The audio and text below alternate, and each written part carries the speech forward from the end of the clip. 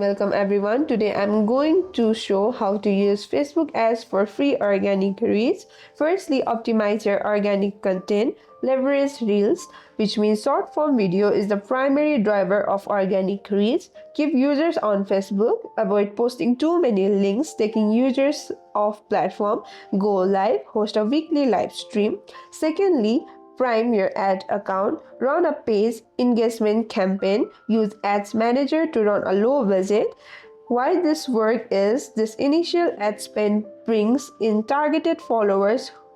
Thirdly, boost your best organic post. Find the winners, which means go to the Meta Business Suite or your page insights to check which recent posts have the highest organic engagement rate. Promote for accelerations, which means use a small budget to boost the specific post. Build community, not just an audience. If you still have any questions, comment down below.